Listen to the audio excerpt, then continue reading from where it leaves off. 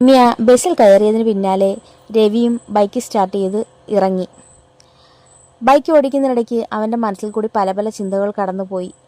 മൊത്തത്തിലൊരു തളർച്ച അവൻ അനുഭവപ്പെട്ടു. പലതും ആലോചിച്ച് വണ്ടി ഓടിച്ചതുകൊണ്ടാകും വണ്ടി അവൻ്റെ കയ്യിൽ നിന്ന് ബാലൻസ് തെറ്റി സൈഡിലേക്ക് പോയി. രവി നന്നായി മറിഞ്ഞു വീണു. ഇതൊന്നും അറിയാതെ രമ്യ ബസ്സിലിരിക്കുകയായിരുന്നു, കാമുകനെയും ഓർത്ത്. അങ്ങനെ രമ്യ ബസ്സിറങ്ങി വീട്ടിലേക്ക് നടന്നു. നടക്കുന്നതിനിടയ്ക്ക് മനോജിനെ വിളിച്ചാലോ അല്ലെങ്കിൽ ചാറ്റ് ചെയ്താലോ എന്നൊക്കെ ചിന്തിച്ചു. അല്ലെങ്കിൽ വേണ്ട, വീട്ടിൽ ചെന്ന് ഫ്രഷായിട്ട് വിളിക്കുകയോ ചാറ്റ് ചെയ്യുകയോ ചെയ്യാം. അങ്ങനെ ആ ചിന്ത അവിടെ ഉപേക്ഷിച്ച് അവൾ വീട്ടിലേക്ക് നടന്നെടുത്തു. അമ്മ അടുക്കള വശത്ത് എന്തോ ജോലി ചെയ്തുകൊണ്ട് നിൽക്കുകയാണ്. അമ്മയെ ഞാൻ എത്തി എന്ന് പറഞ്ഞുകൊണ്ടാണ് അവൾ അകത്തേക്ക് കയറിയത്. ഓടിച്ചെന്ന് കുഞ്ഞിൻ്റെ അടുത്ത് കുറച്ചു നേരമൊക്കെ ഇരുന്നു. കുഞ്ഞിനെ കുറച്ചു നേരമൊക്കെ എടുത്തുകൊണ്ട് നടന്നു. കുഞ്ഞിനെ ഒക്കത്ത് വെച്ച് അമ്മയുടെ അടുത്തേക്ക് ചെന്നു. അമ്മ എന്ത് ചെയ്യുന്നു? അമ്മ കുറച്ച് ഓലയ്ക്കാൽ കെട്ടിവെക്കുകയായിരുന്നു.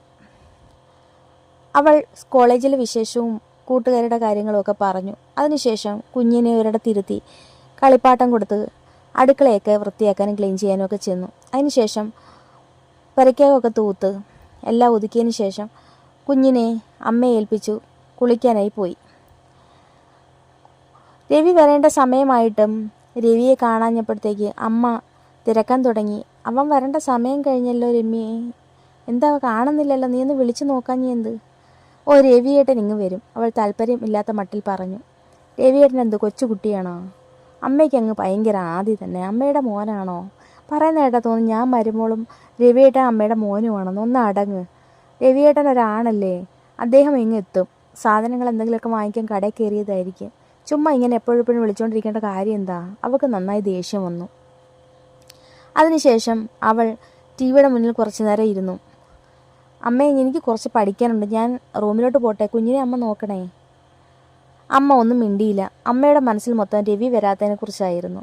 അവൻ ഇച്ചിരി ഒന്ന് താമസിച്ചാൽ ഉടനെ അമ്മയുടെ നെഞ്ചിൽ തീയാണ്. എന്താണെന്ന് അറിയില്ല. അവനെ എത്രത്തോളം അമ്മ സ്നേഹിക്കുന്നുണ്ട്. അമ്മ അതും ആലോചിച്ച് ടി വി കണ്ടെങ്കിലും അമ്മയ്ക്ക് ഇരിപ്പുറയ്ക്കുന്നില്ലായിരുന്നു. അമ്മ അവനെ ഒന്ന് വിളിച്ചു നോക്കാമെന്ന് വിചാരിച്ച് ഫോൺ എടുത്ത് വിളിച്ചിട്ട് റിങ്ങുണ്ട്, പക്ഷേ ഫോൺ എടുക്കുന്നില്ല. വന്നുകൊണ്ടിരിക്കുകയായിരിക്കും, അതായിരിക്കാം ഫോൺ എടുക്കാത്ത. അമ്മ സ്വയം ആശ്വസിച്ചു.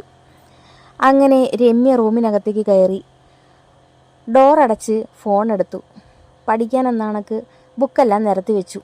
അഥവാ പെട്ടെന്ന് ആരെങ്കിലും വന്ന് വിളിക്കുകയാണെങ്കിൽ കതവ് തുറക്കുമ്പോൾ കട്ടിലിൽ ബുക്ക് ഇരിക്കുന്ന കണ്ടു കഴിഞ്ഞാൽ പഠിക്കുകയാണെന്ന് വിചാരിച്ചോളുമല്ലോ. അതിനുശേഷം അവൾ ഫോൺ എടുത്ത് മനോജിനെ വിളിച്ചു. കുറേ നേരം സംസാരിച്ചു. അവനോട് കൊഞ്ചിക്കൊണ്ട് കുറേ കാര്യങ്ങളൊക്കെ ചോദിച്ചു. നാളെ നീ എപ്പോഴാണ് വരുന്നേ? നാളെ നീ ബസ് സ്റ്റോപ്പിൽ വരുമോ? നീ ഇങ്ങനെ ബസ് സ്റ്റോപ്പിൽ എപ്പോഴും വരണ്ട.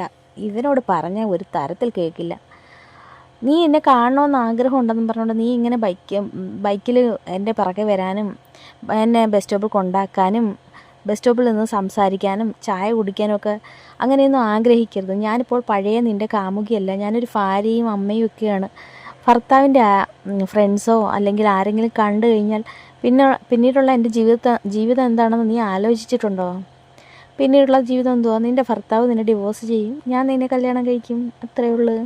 അവൾക്ക് ചിരി വന്നു. നീയൊന്ന് പോയേ, ഒരിക്കലും നടക്കാത്ത കുറേ കാര്യങ്ങളും കൊണ്ട് വരുവാണവൈ. അവൾ കൃത്രിമ ദേഷ്യം പ്രകടിപ്പിച്ചു. അതിനുശേഷം അവർ സംസാരം തുടർന്നു. സമയം കുറേയായി, രവിയേട്ടൻ ഇതുവരെ വന്നില്ല. അവൾ മനോജിനോട് പറഞ്ഞു. എന്താ അങ്ങേര് വരാത്തത് കൊണ്ട് നിനക്ക് വിഷമമുണ്ടോ? അല്ല, വരേണ്ട സമയം കഴിഞ്ഞു. അമ്മയ്ക്കാണെങ്കിൽ നെഞ്ചിൽ തീയാണ്. അമ്മയ്ക്ക് രവിയേട്ടൻ ഭയങ്കര ജീവനാണ്. ചിലപ്പോഴൊക്കെ എനിക്ക് തോന്നും ഞാൻ മരുമോളും രവിയേട്ടൻ അമ്മയുടെ മോനുമാണോ എന്ന്. അത്രയ്ക്ക് ഇഷ്ടമാണ് അമ്മയ്ക്ക്. അമ്മ കുറേ നേരം കൊണ്ട് ആദിയിരിഞ്ഞിരിക്കുമോ രവിയേട്ടൻ വരുന്നില്ലല്ലോ എന്നും പറഞ്ഞിട്ട്. എന്താ, അമ്മയുടെ ആദ്യം ഇവിടെ നിൽക്കട്ടെ, നിനക്ക് ആദ്യമുണ്ടോ? എനിക്കങ്ങനെ പ്രത്യേകിച്ച് ആദ്യമൊന്നും ഇല്ല, മുമ്പൊക്കെ ഉണ്ടായിരുന്നു. അതറിഞ്ഞാൽ മതി. നിനക്ക് ആദ്യം എങ്ങനെ ഉണ്ടെന്നറിഞ്ഞല്ല ഞാൻ നിന്നെ ശരിയാക്കാൻ പോകുന്നത്, അവൻ പറഞ്ഞു. അങ്ങനെ സമയങ്ങൾ പൊക്കോണ്ടിരുന്നു. അമ്മ കതവിന് തട്ടുന്ന സൗണ്ട് കേട്ടിട്ട് രമ്യ ചാടി എണീറ്റു.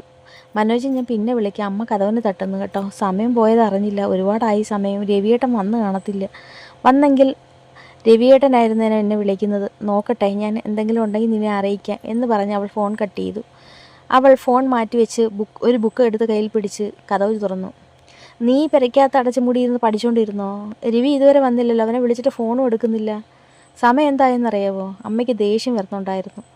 നിന്റെ ഭർത്താവല്ലേ ജോലി കഴിഞ്ഞ് താമസിച്ചു വന്നത്, എന്താ നിനക്കൊരു ഉത്തരവാദിത്വം ഇല്ലേ? അമ്മ അവളോട് വല്ലാണ്ട് ദേഷിച്ചു. അവൾ മിണ്ടാതെ ഒരു നിപ്പ് നിന്നു. അപ്പോൾ തന്നെ അവൾക്കൊരു കോള് വന്നു. ഹോസ്പിറ്റലിൽ നിന്നായിരുന്നു. രവിക്ക് ചെറിയൊരു ആക്സിഡൻറ്റ് പറ്റി.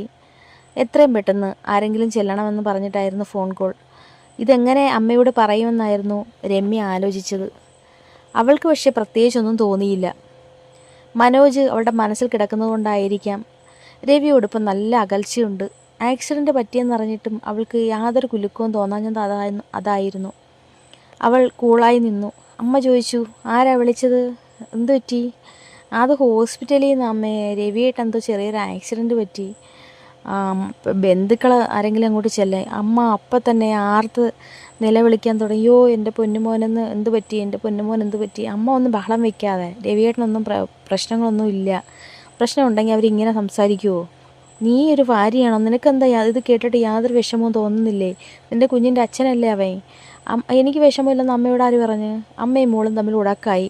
എനിക്ക് ഇത്രയും പെട്ടെന്ന് എൻ്റെ മോനെ കാണണം. അമ്മ വല്ലാതെ ഉച്ചത്തിൽ സംസാരിച്ചു. എനിക്ക് അവനെ കാണണം, എനിക്ക് കണ്ടേ പറ്റൂ, എനിക്ക് ഈ നിമിഷം കാണണം. അമ്മ ബഹളം വെച്ചു. അമ്മ ഒന്ന് അടങ്ങ്, ഞാൻ ഓട്ടോക്കാരെ ആരെങ്കിലും നോക്കട്ടെ. അവൾ ഫോണും എടുത്തുകൊണ്ട് വീണ്ടും അകത്തേക്ക് പോയി. അവൾ വീണ്ടും മനോജിനെ വിളിച്ചു. മനോജ്, ഇന്ന കണക്കാണ് കാര്യം, രവി ഏട്ടന് എന്തോ ഒരു ആക്സിഡൻറ്റ് പറ്റി, ഹോസ്പിറ്റലിലാണെന്നും പറഞ്ഞുകൊണ്ട് ആരോ വിളിച്ചു. അപ്പോൾ മനോജ് പറഞ്ഞു, ഇപ്പോൾ എന്ത് വേണം? ഒരു ഓട്ടോ അറേഞ്ച് ചെയ്യണം. ഞാനൊരു ഓട്ടോ പറഞ്ഞു വിടാം, ഞാൻ ഹോസ്പിറ്റലിലോട്ട് വരാം, മനോജ് പറഞ്ഞു. അങ്ങനെ മനോജ് ഓട്ടോ പറഞ്ഞു വിടാനായിട്ട് പോയി. അമ്മ ചോദിച്ചു, എന്തായി, ഓട്ടോ ഇപ്പോൾ വരൂ? ആ, ഓട്ടോ ഇപ്പോൾ വരും, ഓട്ടോക്കാരനെ അറേഞ്ച് ചെയ്തിട്ടുണ്ട്, എൻ്റെ ഒരു കൂട്ടുകാരിയെ വിളിച്ചിട്ട് ഞാൻ അറേഞ്ച് ചെയ്തു, അവൾ പറഞ്ഞു. അങ്ങനെ അവർ രണ്ടുപേരും കൂടി ഹോസ്പിറ്റലിലേക്ക് പുറപ്പെട്ടു. അപ്പോൾ നിങ്ങൾക്ക് ഇതുവരെ ഈ സ്റ്റോറി ഇഷ്ടമായെങ്കിൽ ലൈക്ക് ചെയ്യാനും കമൻറ്റ് ചെയ്യാനും നിങ്ങളുടെ അഭിപ്രായങ്ങൾ പറയാനും മറക്കരുത്. അതുപോലെ നിങ്ങൾക്ക് സ്റ്റോറി ഇഷ്ടമാവുകയാണെങ്കിൽ സബ്സ്ക്രൈബ് ചെയ്യാൻ മറക്കരുത്. സബ്സ്ക്രൈബ് ചെയ്താൽ മാത്രമേ ഞാൻ ഇടുന്ന സ്റ്റോറീസൊക്കെ നിങ്ങൾക്ക് നോട്ടിഫിക്കേഷൻസ് ആയിട്ട് കിട്ടുകയുള്ളൂ. അപ്പോൾ ഇതിൻ്റെ അടുത്ത ഭാഗവുമായിട്ട് ഞാൻ വീണ്ടും വരുന്നതായിരിക്കും.